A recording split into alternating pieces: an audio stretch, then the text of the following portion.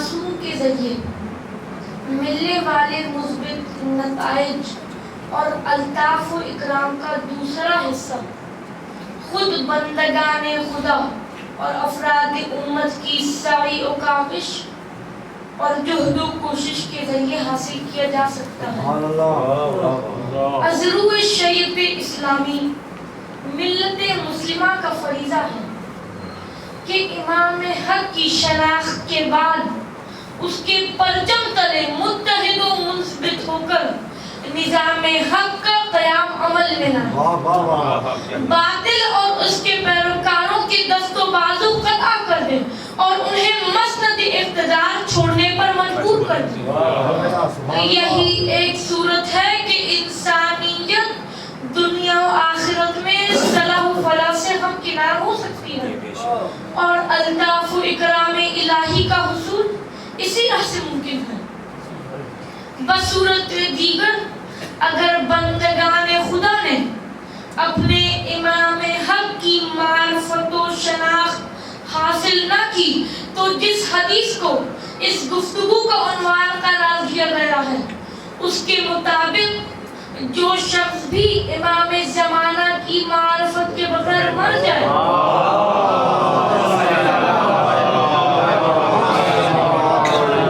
تو وہ جاہلیت کی موت مرے گا۔ عزیزان محترم، جاہلیت کی موت تو مرے گا ہی، اس کے ساتھ ساتھ زندگی میں بھی اس سے برے اور قبیح عواقب کا سامنا کرنا پڑے گا۔ بے شک، سبحان اللہ۔ اس حدیث میں فکر و تأمل کے دو نکات پائے جاتے ہیں، ایک معرفت امام زمانہ اللہم صلی اللہ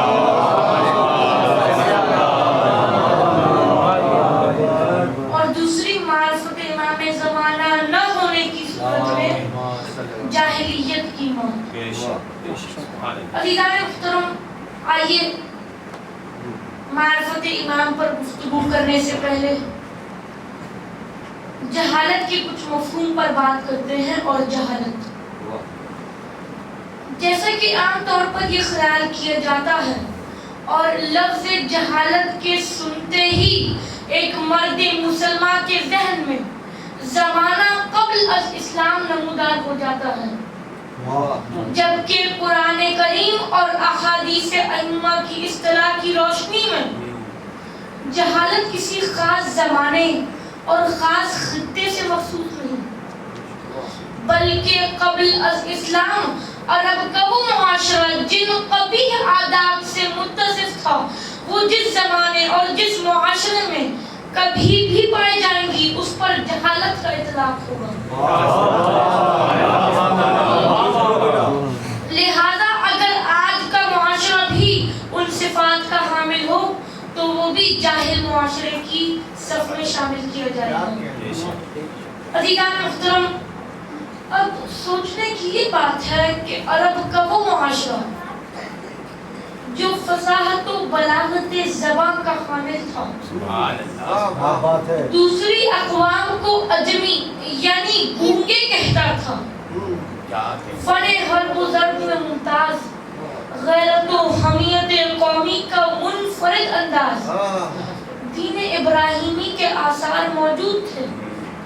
پھر وہ کون سی قباحتیں تھیں جو اس معاشرے کو جاہلیت کی زیر عنوان لائی اور جن کی بنا پر وہ معاشرہ جاہل معاشرے کے طور پر معروف ہے۔ تاریخی طور پر اس معاشرے کی حالت کا مطالعہ کرنے پر پتہ چلتا ہے کہ وہ معاشرہ چند ایسی قباحتوں کا حامل تھا جن کی وجہ سے وہ دور جاہلیت کہلایا۔ درود پڑھیں محمد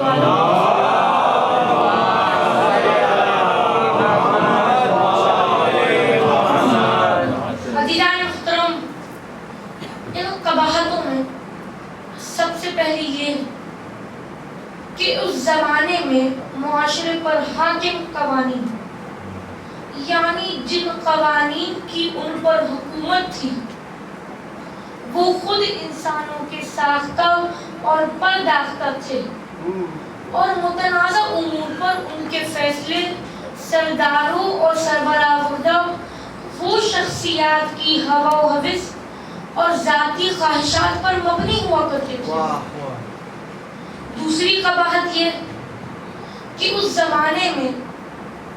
خواتین کی عزت و عفت کا کوئی تصور نہ تھا اور عورتیں برہنہ سر بے حجاب میلوں ٹھیلوں بازاروں اور کھلے مقامات پر نظر آتی تھی۔ تیسری قباحت یہ کہ وہ لوگ خدائے واحد کی پرستش کے بجائے پتھروں اور عصبیتوں کے بتوں کی پرستش کرتے تھے۔ چوتھی قباحت یہ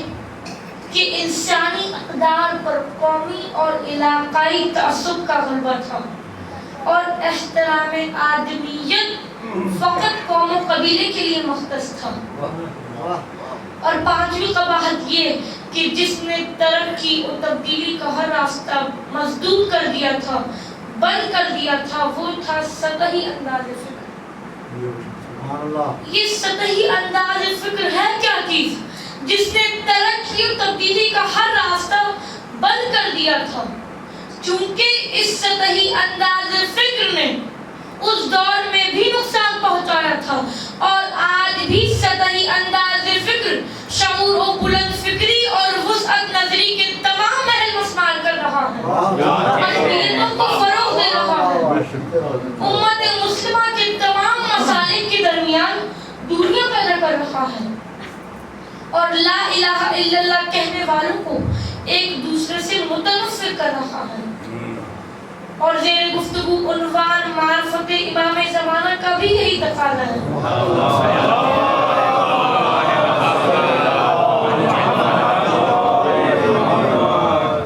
معرفت امام کا بھی یہی تقاضا ہے کہ اس بات کا تجزیہ کیا جائے۔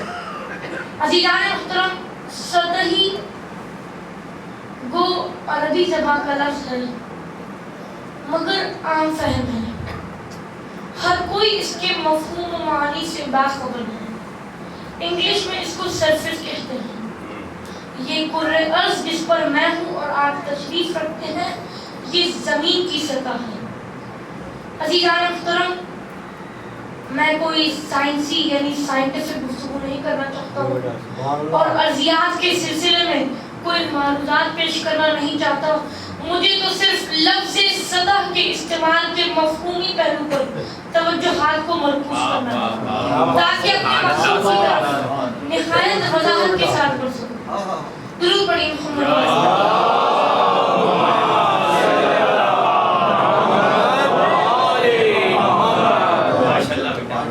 تو جیسے کہ میں نے عرض کیا کہ جہاں میں اور آپ تشریف رکھتے ہیں یہ زمین کی سطح ہے اور اس سطح سے حاصل ہونے والی عمومی نعمتیں سطحی ہیں اور اس کی اتھا گہرائیوں میں موجود معدنیات عمقی نعمتیں ہیں۔ سطحی نعمتوں سے ہم سرفراز ہیں، استفادہ حاصل کر رہے ہیں۔ ان نعمتوں کے حصول کا ممکن ہونا عدالت الہیہ کا تقاضا ہے کہ ہمیں جہاں اپنی زندگی بسر کرنے کے لیے بھیجا گیا ہے اس پر ہماری زندگی کی ضروریات کا حاصل کرنا ممکن و آسان ہو۔ گو اس کے لیے بھی کسی نہ کسی غور و فکر کی ضرورت ہوگی اور وہ بھی سطحی ہوگا، اس لیے کہ زمین کے سینے میں جو دفینے ہیں، جو نگینے ہیں، جو خزینے ہیں، ان کو حاصل کرنے کے لیے زمین کا سینہ چڑھنا ہوگا، زمین میں اتر کر علم کی روشنی سے اندھیروں میں سے زر و جواہر نکالنے ہوں گے۔ درود پڑھیں محمد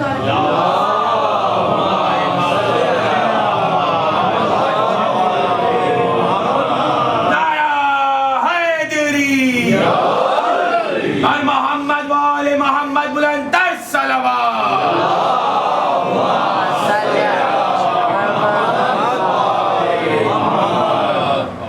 عزیزان محترم، دیکھیے ایک تیراک جب سمندر میں تیرتا ہے تو وہ تیرتے تیرتے ایک بڑا سفر طے کر سکتا ہے۔ اس کی ہمت و مہارت کی داد تو دی جا سکتی ہے مگر لؤلؤ و مرجان تو سمندر کی اتھا گہرائیوں میں موجود ہوتے ہیں، اس کے ہاتھ نہیں آ سکتے۔ ذخائر سمندر ہمیں دعوت دے رہی ہیں کہ ہماری سطح پر تیرو ہی نہیں، ڈوب جاؤ ہماری گہرائیوں میں اور لوٹ لو انمول خزانوں کو۔ بہت فرمایا آپ نے۔ اب دیکھیے سطح سمندر پر جہازوں کا چلنا، انسانوں کا تیرنا سطحی ہوگا، عمقی نہیں۔ عزیزان محترم، میں ابھی تک آپ کی توجہات کے وساطات سطحی انداز فکر کی طرف واضح کرتا آ رہا ہوں۔ اب سہارا لیتا ہوں ایک ضرب المثل کا۔ وہ ضرب المثل ہے کنویں کا مینڈک۔ غور فرمائیے گا، ہوا یوں کہ بہت بڑا سیلاب آیا اور اس سیلاب میں بہتا چلا آتا ایک مینڈک کنویں میں گر پڑا۔ کنویں میں پہلے سے موجود یا رہائش پذیر اس میں ایک مینڈک نے نئے مینڈک کو دیکھا۔ تعارفی علیہ السلام کے بعد پوچھا، آپ کیسے یہاں؟ آپ کو تو پہلے کبھی نہیں دیکھا۔ اس نے کہا کہ سیلاب میں بہتا آیا ہوں، یہاں گر پڑا ہوں۔ تو کنویں کے مینڈک نے پوچھا کہ یہ سیلاب کیا ہوتا ہے؟ تو اس نے کہا کہ بہت زیادہ پانی ہوتا ہے۔ تو کنویں کے مینڈک نے کنویں میں چھوٹا سا چکر لگا کر پوچھا، اتنا پانی؟ ارے نہیں، سمجھنے کی کوشش کرو، میں سیلاب سے آیا ہوں، یہاں گر پڑا ہوں۔ تو اس نے پھر کنویں میں تھوڑا بڑا چکر لگا کر پوچھا، اتنا پانی؟ تو اس نے کہا کہ ہر طرف ٹھاٹے مارتا پانی ہی پانی ہوتا ہے۔ تو پھر کنویں کے مینڈک نے کنویں کی دیوار کے ساتھ ساتھ چکر لگا کر پوچھا، اتنا پانی؟ تو اس نے جواب دیا کہ تا حد نظر پانی ہی پانی ہوتا ہے۔ تو کنویں کے مینڈک نے کہا کہ اس سے زیادہ پانی ہوتا ہی نہیں، اس لیے کہ وہ بیچارہ کنویں میں پیدا ہوا، باہر کی دنیا دیکھی نہیں، وہ سیلاب کے منظر کو کیا جانے، سمندروں کی وسعتوں کو کیا سمجھے، اس کی گہرائیوں پر کیا حیران ہو، اس کے اندر چھپے خزانوں پر کیا لب کشائی کرے۔ یہی صورت ہماری کم علمی، کوتا معرفت اور سطحی انداز فکر کی وجہ سے پیدا ہوتی ہے، اور ہم کیا اٹھتے ہیں کہ یہ کیسے ہو سکتا ہے۔ دراصل یہ معاملہ سیلاب اور کنویں کا ہوتا ہے۔ درود پڑھیں محمد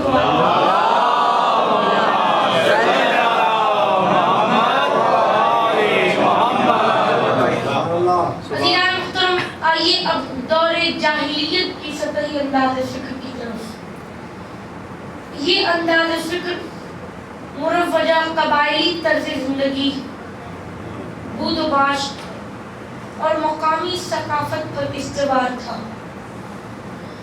جو اصول طے تھے ان کے برخلاف کوئی بھی بات چاہے کتنی ہی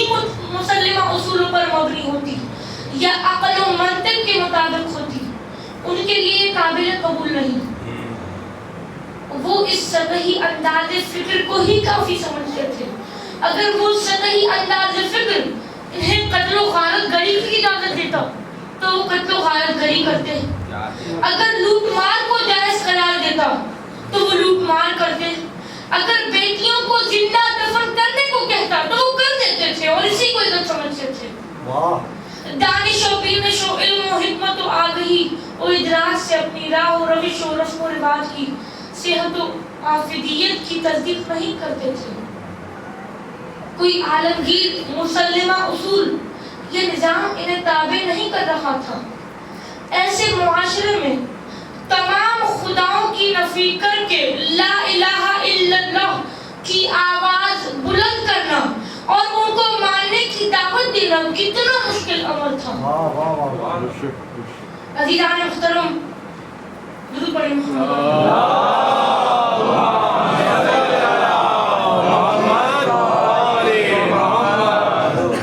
اب جب یہ بات طے ہو گئی ہے کہ دور جاہلیت کی صفات جب جہاں جس میں بھی پائے جائیں گی اس پر جہالت کا اطلاق ہوگا۔ ذرا غور کیجئے، اس لیے کہ میں اب سطحی انداز فکر کے تجزیے کے بعد اس کے نتیجے کی طرف آ رہا ہوں۔ اس کا نتیجہ یہ ہے کہ ہم دینی علم و آگہی سے بے بہرہ، دینی مراکز و مآخذ سے دور، دینی کتب کے مطالعے سے ناآشنا، قرآنی تعلیمات سے تہی دامن، حتیٰ کہ قرآن پڑھنے کی صلاحیت سے بھی محروم ہوتے ہیں، اور مزید ظلم یہ کرتے ہیں کہ اصول دین کی تلاش خراش کرتے ہیں، دینی احکامات کے سلسلے میں ذاتی فتوے اور اجتہاد کو ترجیح دیتے ہیں، حالانکہ کربلا امر بالمعروف اور نہی عن المنکر اور معرفت امام کے لیے برپا ہو، اور یہاں قیامت یہ برپا ہے کہ ایک عام انسان کچھ نہ جانے بغیر دین کی تشریح و توضیح اپنا حق سمجھتا ہے، اور انداز مودت و ولا کا انتخاب بھی خود کرتا ہے۔ عام مولوی و ملا تو کسی زمرے میں نہیں آتے، مجتہدین و مفسرین تک سے اختلاف ہوتا ہے۔ عزیزان محترم، ایک واقعہ بیان کرتا ہوں، آپ کو لطف آئے گا۔ صلوات سے اس واقعے کا آغاز کرتے ہیں۔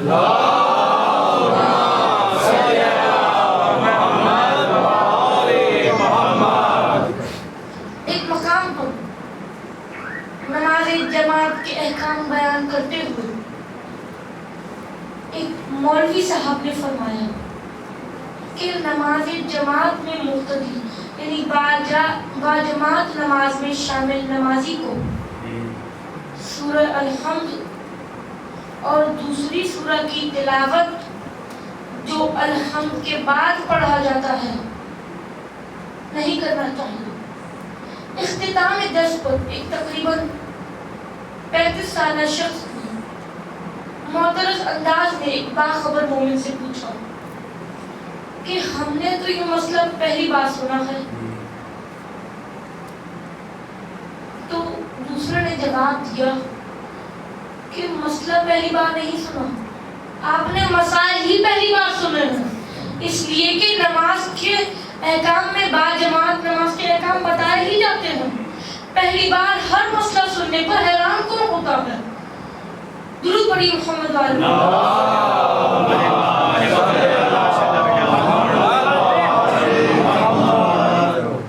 آئیے اب معاشرے کو جاہلیت کے زیر عنوان لانے والی قباحتوں کو ذہن میں رکھتے ہوئے اگر حال حاضر کا جائزہ لیا جائے تو بسط افسوس یہ حقیقت منکشف ہوتی ہے کہ یہ تمام تر قباحتیں دور حاضر کے انسانی معاشروں میں بھی پائی جاتی ہیں۔ اس طرح ہمارا معاشرہ بھی اس قباحت سے متصف ہے۔ اب رہی اس صورتحال میں ہماری ذمہ داری کی بات، درود پڑھیے محمد والے۔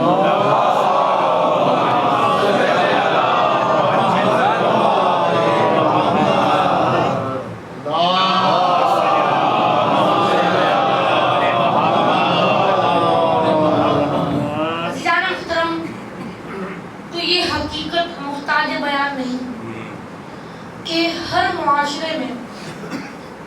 دو طرح کے افراد ہوتے ہیں، ایک وہ جو معاشرے کی موجودہ صورت و کیفیت برقرار رکھنا چاہتے ہیں یا کم از کم اس پر اعتراض نہیں کرتے اور ہوا کے رخ پر چلتے جانے والے ہیں، دوسرے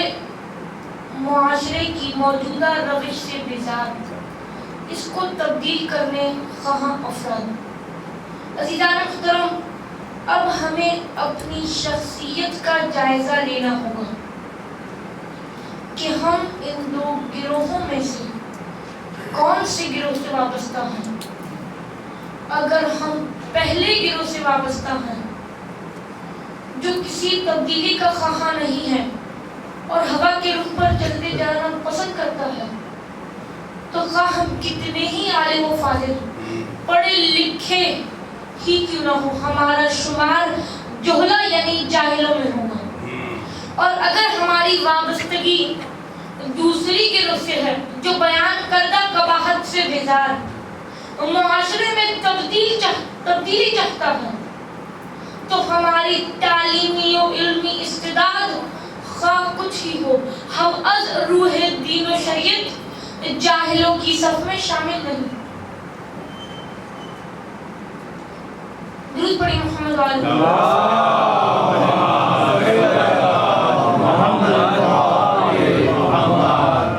محترم، نہایت طویل گفتگو و غور و خوض کے بعد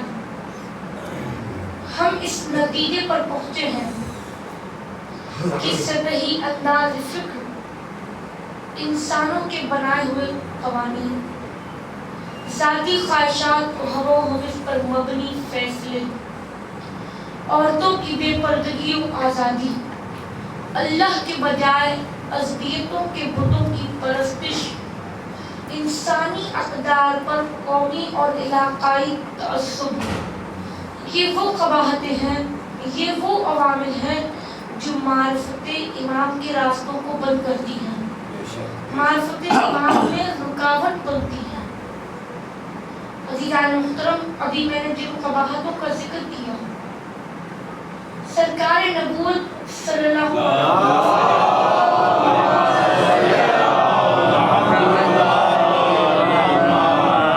کی آمد کے بعد وہ ہر قسم کی قباحت دم توڑ گئی، مگر پھر بھی ذاتی خواہشات و ہوا و ہوس اور مختلف قسم کے تعصبات موجود تھے، جنہوں نے قرآن کے خلاف اولو الامر کی تشریحات کو جنم دیا، اور معرفت امام سے عاری ذہنیتوں نے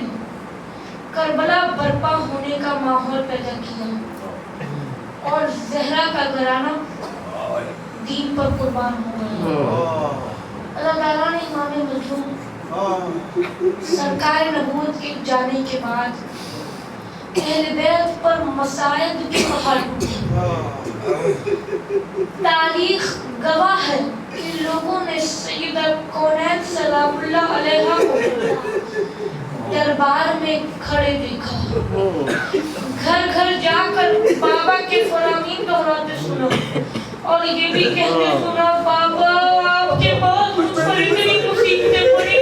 کہ اگر روشن دنوں پر پڑتی تو سیراتوں میں تبدیل ہو جاتے۔ چشم فلک میں علی کے گلے میں رسی دیکھی، فرق مقدس علی کو ابن ملجم کے وار میں خون سے تر دیکھا، اور پھر امام حسن مجتبی کے جگر کے ٹکڑے دیکھے، اور پھر امام حسن کے جنازے کو تیروں سے چلنے دیکھا۔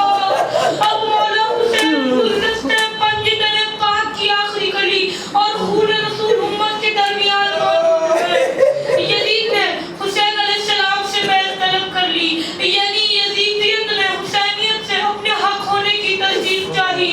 مگر علمدار حق خون مصطفیٰ جگر کوش مرتضی کی مطالبہ والا کیسے قبول کرتا؟ عزاداروں نے امام مظلوم یہ کہتے ہوئے میرے مولا نے مدینہ چھوڑ دیا کہ میں اپنے نانا کی امت کی اصلاح کے لیے نکلا۔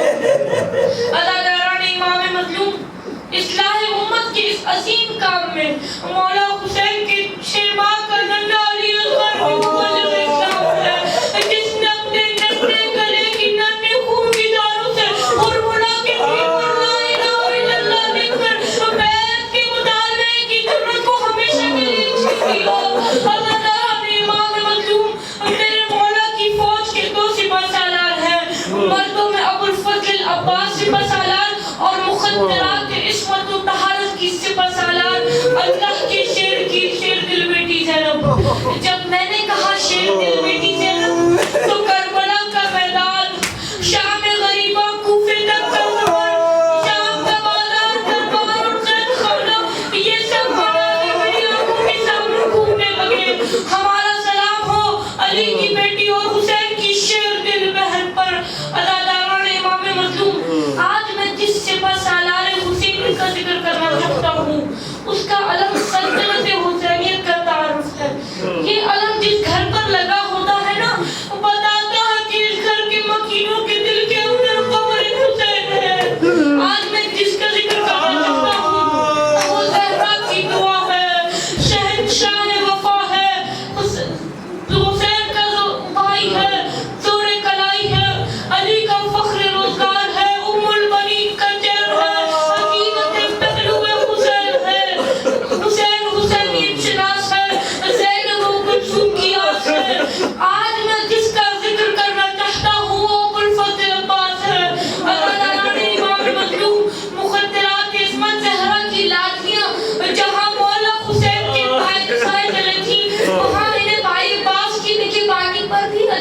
لباس تھا اور بہنوں کو گھوڑا کی ناز اللہ تعالیٰ نے امام مظلوم مشیت اگر قربانی مانگے تو اہل بیت صف اول میں ہوتے ہیں مگر ابو فکر ثانی کو اگر لب کشائی کی اجازت دی جائے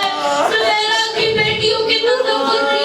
ناممکن تھا کہ جن کا بال جیسا بھائی ہو ان بہنوں کی چادر دی جائے زبیرہ کی بیٹیوں پر آنسو کھانے والوں آگے خاندان رسالت پر امت نے اثر حیات تک درد عدالت امام مظلوم میرے مولا اہل بیت کو لے کر مکے کی طرف ان کے ارادے سے چل دیے راستے میں سیدہ زینب نے پوچھا کہ عباس نظر نہیں آتا دیکھا تو پتہ چلا کہ عباس آگے آگے لوگوں کو متنبہ کر رہے ہیں کہ لوگوں اس قافلے کے قریب نہ آنا تصور کرو اس قافلے میں زہرا کی لاٹھی تصور کرو میں کہوں گا مولا عباس میرے ماں باپ آپ کی وفا پر قربان ہو اور روزے عاشوریہ کے منانے کا لگ جائے گی خیموں میں آگ لٹ جائے گی مقام علی رسول بے رضا ہو جائے گی رسول چل جائے گا مولا حسین کے گلے پر کچھ مسکرا دے گا علی اصغر سکینہ نوازے بھاگتی ہوگی کانوں سے لہو رہا ہوگا اور محمد اپنے ماموں کی نصرت میں شہید ہو جائیں گے قاسم کی لاش کے ٹکڑے کیے جائیں گے اکبر کے سینے کو برچی چوم لے گی آپ کو الگ اٹھانا ہے نا الگ کی زیارت کرنی ہے نا ماتم کا بوسہ دینا ہے نا تو سنیے میرے مولا اپنے آقا امام وقت کے حکم کے پابند ہیں کون کربلا کا میدان جان نثاران حسین اور بنو ہاشم کے خون سے سرخ ہو چکا تھا مگر مولا عباس کو جنگ کی اجازت نہیں مل رہی تھی مولا حسین جانتے ہیں کہ عباس سب کی ڈھارس ہے اللہ تعالیٰ نے امام مظلوم مگر ابھی عالم ہے کہ 3 دن کی پیاس اور نفس صحبہ کی گرمی سب کو ہلکا کی دے رہی ہے چھوٹے چھوٹے بچوں کی حالت دیکھی نہیں جاتی سکینہ نے دلا کے کہہ رہے ہیں کہ میں اپنے چچا کو کس کر پانی میں ملا میرے چچا کو فرات تک جانے سے بڑا کون سکتا ہے میں پتا کہ میں سیدہ بلال کے سینے پر ہونے والی سکینہ ہوں سب بچوں کی نمائندہ بن کر سکینہ نے اپنے چچا سے پانی کے لیے کہا مولا عباس نے کہا کہ اپنے بابا سے اجازت لے دو سکینہ سفارش کے لیے اپنے بابا کے پاس گئی میں کہوں گا سکینہ مت بھیج اپنے چچا کو پانی کے لیے تم امو سے ملنے کے لیے ترس جاؤ گی زندان میں بیٹھ کرتے اپنا دم توڑ دو گی اللہ تعالیٰ نے امام مظلوم سکینہ کی سفارش پر بڑی مشکل سے مولا حسین نے اجازت دی اجازت کا ملنا تھا مولا عباس نے مشکلیں کو کندھے پر رکھا اور گھوڑے پر سوار ہو کر فرات کی طرف چل دیے اللہ تعالیٰ نے امام مظلوم جو بھی سامنے آیا موت کے دامن میں سو گیا مولا عباس نے دشمنوں کا قبضہ توڑ کر فرات پر قبضہ کیا فرات کے پانی میں اترے چلو بھرا اور پھینک دیا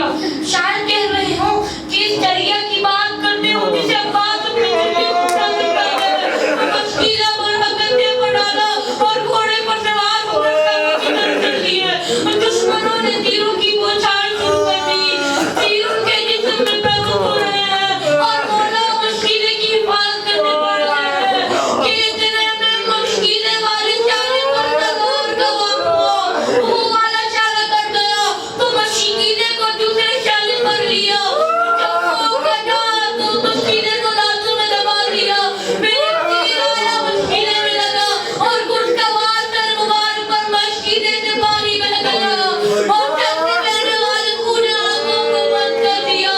میرے تیر آیا آنکھ میں بے ہوش ہو گیا اللہ تعالیٰ نے امام مظلوم بازو کٹنے کے بعد